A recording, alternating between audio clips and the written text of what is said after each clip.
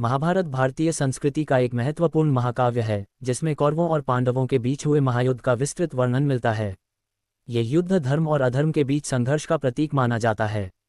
इस महायुद्ध के दौरान ही भगवान श्री कृष्ण ने अर्जुन को जो दिव्य उपदेश दिया वह भगवद गीता के रूप में प्रसिद्ध हुआ। ये गीता न केवल धार्मिक ग्रंथ है बल्कि एक दार्शनिक और आध्यात्मिक मार्गदर्शिका भी है जो जीवन के गूढ़ रहस्यों को उजागर करती है। योजक चिन्ह योजक चिन्ह योजक चिन्ह। महाभारत युद्ध का संक्षिप्त परिचय।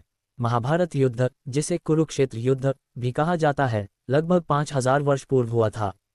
ये युद्ध 18 दिनों तक चला और इसमें लगभग सभी प्रमुख राजवंशों, योद्धाओं और ऋषियों ने किसी न किसी रूप में भाग लिया।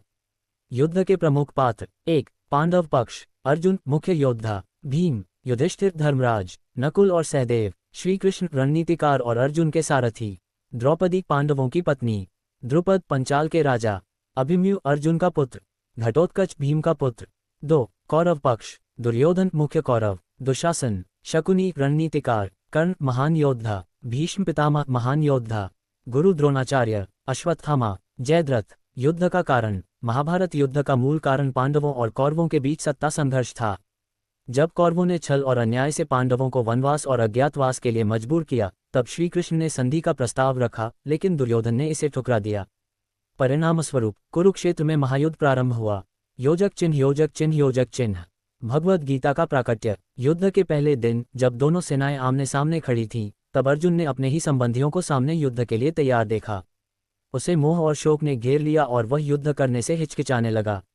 इस कठिन परिस्थिति में श्री कृष्ण ने अर्जुन को आत्मज्ञान, कर्मयोग, भक्तियोग और ज्ञानयोग का उपदेश दिया, जो आगे चलकर भगवद गीता के रूप में विख्यात हुआ।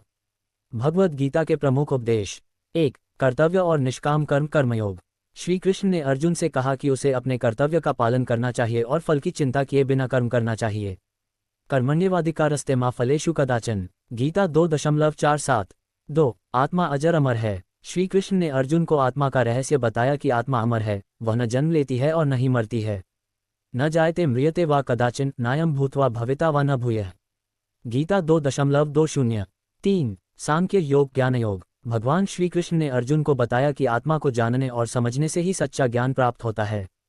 4. भक्ति योग। श्री कृष्ण ने बताया कि जो भी भक्ति और श्रद्धा के साथ भगवान की शरण में आता है वह जीवन के सभी दुखों से मुक्त हो जाता है। मामेकम शरणं व्रज। गीता 18.66। योजक चिन्ह योजक चिन्ह योजक चिन्ह। युद्ध के महत्वपूर्ण घटनाक्रम। पहला दिन से 5वां दिन। युद्ध के शुरुआती दिनों में भीष्म पितामह ने अपनी शक्ति का परिचय दिया। पांडव सेना को भारी क्षति हुई। छठा दिन से 10वां दिन। अर्जुन ने भीष्म से युद्ध किया लेकिन उन्हें पराजित नहीं कर सका। श्री कृष्ण ने अर्जुन को भीष्म का वध करने के लिए प्रेरित किया।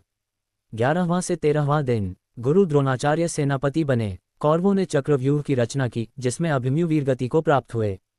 14वां और 15वां दिन। घटोत्कच ने कौरव सेना में आतंक मचा दिया लेकिन कर्ण ने उसे शक्ति अस्त्र से मार दिया। 16वां से 18वां दिन। कर्ण और अर्जुन का भयंकर युद्ध हुआ जिसमें अर्जुन ने कर्ण का वध किया। भीम ने दुशासन को मारकर द्रौपदी के अपमान का बदला लिया। अंतिम दिन भीम ने दुर्योधन को गदा युद्ध में परास्त किया। योजक चिन्ह योजक चिन्ह योजक चिन्ह। युद्ध की समाप्ति और गीता का प्रभाव। महाभारत युद्ध में पांडव विजयी हुए लेकिन इस युद्ध ने संपूर्ण आर्यावर्त को हिलाकर रख दिया। श्री कृष्ण के उपदेशों ने अर्जुन को युद्ध करने के लिए प्रेरित किया और अंततः धर्म की विजय हुई। भगवद गीता का प्रभाव आज भी विश्वभर में देखा जाता है। यह न केवल एक धार्मिक ग्रंथ है बल्कि जीवन के हर क्षेत्र में मार्गदर्शन देने वाली अमर कृति है। योजक चिन्ह योजक चिन्ह योजक चिन्ह। निष्कर्ष: महाभारत केवल एक युद्ध नहीं था बल्कि यह धर्म और अधर्म के बीच संघर्ष की कहानी है। भगवद गीता हमें जीवन के सही मार्ग का बोध कराती है। श्री कृष्ण ने अर्जुन को जो उपदेश दिए वे आज भी प्रासंगिक हैं और संपूर्ण मानवता के लिए प्रेरणा स्रोत हैं। यदा यदा हि धर्मस्य ग्लानिर्भवति भारत, अभ्युत्थानमधर्मस्य तदात्मान सृजाम्यहम्। गीता 4.7। अर्थात जब जब धर्म की हानि और अधर्म की वृद्धि होती है तब तब मैं अवतरित होता हूँ। यही महाभारत और भगवद गीता का मूल संदेश है।